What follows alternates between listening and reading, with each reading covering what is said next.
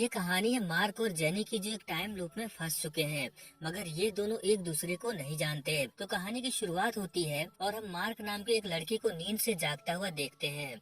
इसके परिवार में इसके मॉम डैड और इसकी एक छोटी बहन एमा है। मार्क इस टाइम लूप में कब से फंसा है अब तो इसे याद भी नहीं। मार्क ने इस दिन को बहुत बार जिया है, इसीलिए इसको हर चीज याद है कि आगे क्या होने वाला है, जिसके कारण मार्क अपने सारे काम बहुत आसानी से करता। इसी बीच मार्क एक लड़की को पसंद करता और उसे इम्प्रेस करने की कोशिश करता, मगर रात के 12 बजते ही ये दिन फिर से रीसेट होने के कारण वो लड़की इसे भूल जाती, मगर मार्क को सब कुछ याद रहता। और हाँ, मार्क का एक हेनरी नाम का दोस्त भी था जो हर वक्त वीडियो गेम ही खेला करता। मार्क ने इसे कई बार अपने टाइम लूप के बारे में बताया, मगर कोई फायदा नहीं। अगले दिन ये सब कुछ भूल जाता था। खैर, ऐसे ही इसकी जिंदगी चल रही थी, मगर एक दिन इसकी लाइफ में एंट्री होती है मैरी नाम की एक लड़की की। मार्क इस लड़की को देखकर हैरान हो जाता है, क्योंकि इसने आज से पहले कभी भी इस लड़की को यहाँ पर नहीं देखा। मार्क उसका पीछा करता है, मगर वो लड़की यहाँ से भाग जाती है। लेकिन जाते समय उस लड़की के पास एक पोस्टर गिर जाता है जिसमें किसी डॉग की मिसिंग की जानकारी थी, और शायद वो लड़की इसी डॉग को ढूंढने यहाँ आई थी। मार्क ऐसा सोचता है। अगले दिन मार्क उस लड़की को हर जगह ढूंढता है, मगर वो इसे नहीं मिलती। ऐसे ही कुछ दिन और रिपीट होते हैं और एक दिन वो लड़की इसे मिल जाती है। ये उस लड़की के पास जाकर कहता है, Hi, I'm Mark. जिसके बाद ये लड़की अपना नाम जेनी बताती है। मार्क इससे पूछता है कि क्या तुम्हारा खोया डॉग मिला।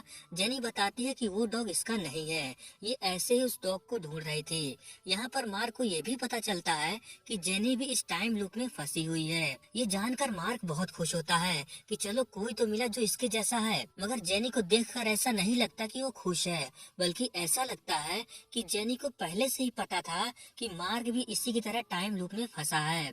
खैर, इसके बाद इन दोनों में बहुत सारी बातें होती हैं और जाते समय मार्क जेनी से इसका नंबर मांगता है, ताकि अगर इसको टाइम लूप से बाहर निकलने का रास्ता मिले तो ये इसे बता सके। मगर हम सब जानते हैं कि मार्क ने जेनी से उसका मोबाइल नंबर क्यों मांगा। खैर, आज मार्क बहुत खुश था और अगली सुबह जब ये दिन रीसेट होता है तब ये सबसे पहले जेनी को गुड मॉर्निंग का मैसेज भेजता है, मगर जेनी का रिप्लाई नहीं आता। और आए भी कैसे, इतनी सुबह सुबह गुड मॉर्निंग का मैसेज। क्या मार्क, तुम भी किसी अंकल की तरह मैसेज कर रहे हो? ऐसे तो काम नहीं चलने वाला। खैर, मार्क रोज अलग अलग हेयर स्टाइल करवा के जेनी को अपनी फोटो भेजता, मगर जेनी की तरफ से कोई रिस्पांस नहीं। ऐसे ही कोशिश करते करते एक दिन जेनी इसको रिप्लाई करती है, जिसके बाद ये दोनों फिर से मिलते हैं। मार्क जेनी से कहता है कि हम दोनों को छोड़कर लगता है कि पूरी दुनिया सो रही है और सिर्फ हम दोनों ही जाग रहे हैं, जिस पर जेनी कहती है, हाँ बिल्कुल, मुझे भी ऐसा ही लगता है। इसके बाद मार्क जेनी को कुछ ऐसी चीजें दिखाता है जो बहुत ही इत्तेफाक से देखने को मिलती हैं।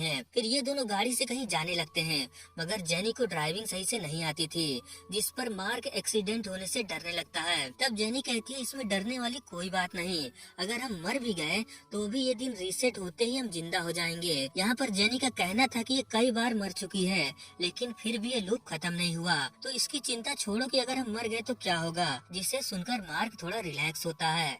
थोड़ी देर बाद ये दोनों एक तालाब के किनारे पहुँचते हैं, जहाँ जेनी मार्क को दिखाती है कि कैसे एक पंछी तालाब से मछली लेकर उड़ गया, जो देखने में बहुत बढ़िया था। मार्क पूछता है, ये तुमने कैसे ढूंढा, जिस पर जेनी कहती है, ये उस मिसिंग डॉग को ढूंढने यहाँ आई थी, तब इसने ये नजारा देखा। फिर क्या था, ये दोनों एक दूसरे को ऐसे ही परफेक्ट चीजें दिखाते हैं जो इन्होंने इस टाइम लूप में फंसकर नोटिस किया। अगले दिन ये दोनों इस शहर में घूमकर मस्ती कर रहे थे। बातों ही बातों में जेनी मार्क से कहती है कि इसे एस्ट्रोनॉट बनने में दिलचस्पी है और ये फोर्थ डायमेंशन पर रिसर्च भी कर रही है।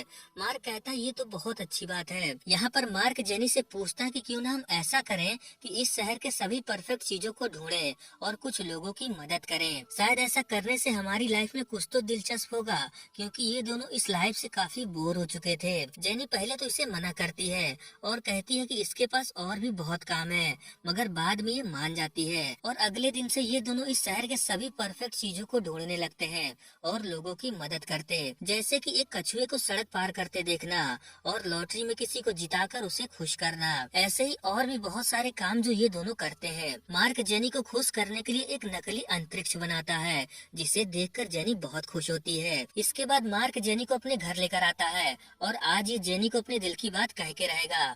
जेनी मार्क से इसकी फैमिली के बारे में पूछती है। तब मार्क बताता है कि इसकी फैमिली में कुछ खास नहीं, मेरे डैड काम पर नहीं जाते और जब मैं जागता हूँ तो मॉम अपने काम पर चली जाती हैं और मेरी छोटी बहन जो रोज खेल में हार जाती है, बस यही रोज होता है। तभी जेनी की नजर मार्क के बनाए हुए एक नक्शे पर पड़ती है जिसमें मार्क ने वो सारे परफेक्ट मोमेंट को नोट किया था, जिसे देखकर जेनी बहुत खुश होती है। इसी मौके पर मार्क जेनी को अपने दिल की बात बता देता है, मगर जेनी इसे मना कर देती है और कहती है कि प्लीज बुरा मत मानना, मैं चाहती हूँ कि हम दोनों दोस्त बन के रहें क्योंकि हमारा कोई फ्यूचर नहीं है। ये सुनकर बेचारा मार्क दुखी होकर सोनू निगम के दर्द भरे गाने सुनने लगता है और अपना दुख बांटने के लिए अपने दोस्त हेनरी के पास जाता है और घर आने पर इसके डैड इसको समझाने लगते हैं कि तुम्हें पढ़ाई पर ध्यान देना चाहिए, ऐसे घूमने से कोई फायदा नहीं। जिस पर मार्क को गुस्सा आ जाता है और ये इनसे ऊंची आवाज में बात करता है और उल्टा इन्हें ही कहता है कि आप काम पर क्यों नहीं जाते, आपके ऑफिस न जाने की वजह से मॉम को और ज्यादा काम करना पड़ता है। जिसके बाद ये अपने रूम में आने लगता है। तभी इसके बहन के रूम से म्यूजिक की आवाज आती है। मार्क तुरंत उस म्यूजिक को बंद करने को कहता है। एमा कहती है तुम इतने परेशान क्यों हो, क्या डैड ने तुम्हें फिर से डांटा? मार्क कहता है इस बार मैंने उन्हें डांटा क्योंकि वो ऑफिस नहीं जा रहे। तब एमा इसे बताती है कि उनकी जॉब चली गई है इसीलिए वो ऑफिस नहीं जाते, तुम्हें उनसे ऐसे बात नहीं करना चाहिए था। ये जानकर मार्क को दुख होता है कि इसने अपने डैड से ऐसे बात किया। अगले दिन मार्क कॉलेज जाता है और साइंस के टीचर से पूछता है कि अगर कोई इंसान टाइम लूप में फंस जाए तो क्या हो, वो इस लूप से बाहर कैसे निकल सकता है? प्रोफेसर कहते हैं पहली बात तो ऐसा कुछ होता नहीं और अगर हो भी रहा है तो तुम भी बिल्कुल वैसा ही करो जैसा फिल्मों में दिखाया जाता है। इस बात से मार्क को एक आइडिया आता है कि क्या हो अगर ये इस शहर से दूर चला जाए। अगर ये टाइम लूप इस शहर में किसी चीज की वजह से हो रहा है तो हो सकता है कि अगर ये इस शहर से बाहर जाए तो ये टाइम लूप खत्म हो जाए। ये सारी बातें ये जेनी को जाकर बताता है मगर जेनी को ऐसा नहीं लगता, लेकिन मार्क के रिक्वेस्ट करने पर ये मान जाती है और ये दोनों इस शहर से बहुत दूर जाने के लिए एरोप्लेन में बैठते हैं। मगर पता नहीं क्यों जेनी मार्क को बिना बताए प्लेन से उतर जाती है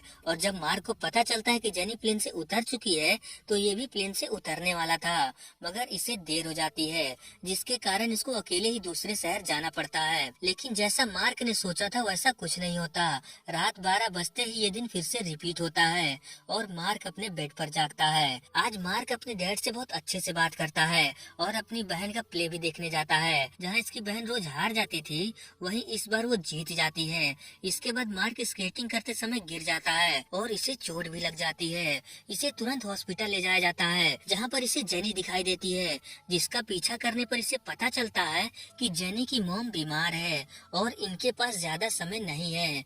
इसी कारण से जेनी इस टाइम लूप से नहीं निकलना चाहती क्योंकि अगर ये इस टाइम लूप से निकल गई तो ये दोबारा अपनी मॉम से नहीं मिल पाएगी। अगली सुबह मार्क जब जागता है तब ये भागकर अपनी मॉम से मिलता है क्योंकि इसने बहुत दिनों से अपनी मॉम को नहीं देखा था। इसके बाद ये अपने दोस्त हेनरी के साथ अच्छा टाइम बिताता है। इस तरफ जेनी को दिखाया जाता है जो अपने मॉम के साथ थी। इसकी मॉम इसे समझा रही थी कि तुम्हें मेरे बिना इस दुनिया में जीना सीखना होगा, यही इस दुनिया का नियम है। जो इस दुनिया में आया है उसे एक न एक दिन जाना ही पड़ता है, इसीलिए तुम इतनी उदास मत हो। दोस्तों यहाँ पर हमें पता चलता है कि आखिर ये टाइम लूप क्यों शुरू हुआ।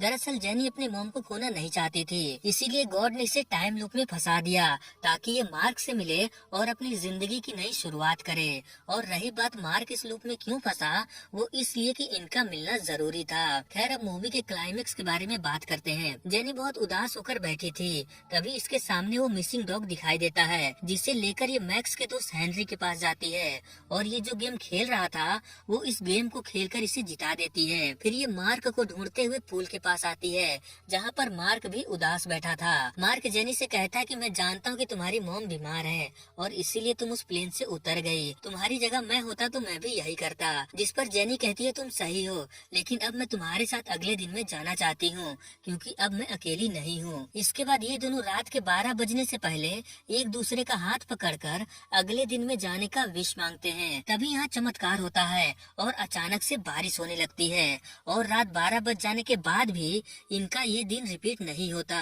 इसका मतलब गॉड ने इनकी विश पूरी कर दी और अब ये दोनों इस टाइम लूप से बाहर आ चुके थे। ये जानकर इन दोनों के खुशी का ठिकाना नहीं था। अगले दिन ये दोनों उस खोए हुए डॉग को लेकर उसके असली मालिक के घर जाते हैं और ये मूवी यहीं पर खत्म हो जाती है। तो दोस्तों ये थी इस मूवी की कहानी। तो चलिए मिलते हैं किसी और मूवी के साथ।